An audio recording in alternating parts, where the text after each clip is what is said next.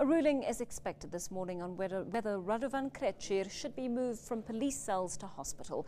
The Czech fugitive's lawyers claim he was tortured by police after his arrest on Friday and he needs urgent medical attention. At the same time, Krejcir will apply for bail after being arrested over the weekend. Let's go live to our reporter Karyn Maughan, who's at the Palm Ridge Magistrates Court for us this morning. Hi there, Karyn. This can be quite confusing for our viewers. There are two cases concerning Radovan Krejcir on the go this morning.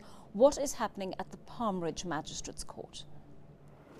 Well, Joanne, in the last few minutes we've had an extraordinary announcement from one of the senior prosecutors here that in fact the NPA is going to bring an application for Radovan Krejcir's first court appearance with his co-accused to be held in camera. So in other words, no media will be allowed inside that hearing, even though it's expected to be extremely brief. We are also hearing unconfirmed reports that the NPA have declined to comment on, that the NPA intends adding another 6 or 7 co-accused to the charges against Radovan Krejcir.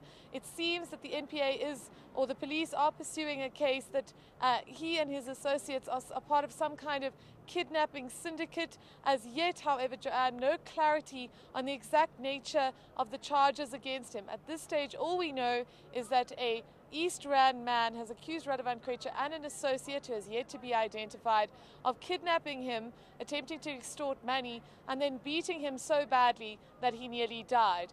We need clarity from the NPA at this stage. The police insisting that the charges against Krejcir and his associate are those of kidnapping and attempted murder, given the severity of the assault, but we don't know if that will be sustained by the NPA or if the NPA will choose to pursue a charge of assault GBH. It was on these charges that Radovan Krejcir was arrested on Friday. It is on these charges that he is currently being held in detention. He says that these charges led to his arrest, led to him allegedly, on his version, being tortured by police, and have now led him to go to the High Court, South Gauteng High Court, to ask that he be moved from the police holding cells where he's currently being detained to a hospital facility because of alleged poor health.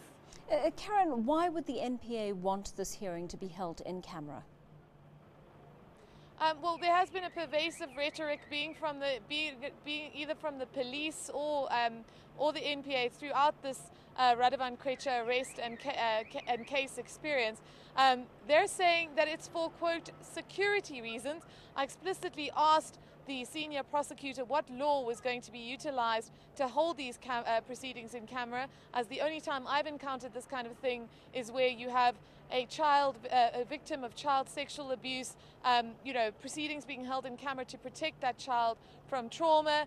He said that this was a security issue and that it was not uncommon for the NPA to make such requests. He's saying that this request will only be concerned with this first court appearance, and that certainly the rest of Radovan Krejcir's trial will be open to the media. But at this stage, Joanne, no real sense of why the NPA is so reluctant to have media in that courtroom today. Karyn Maughan, thanks very much for that update from outside the Palm Ridge Magistrates Court. News that moves. eNCA.com.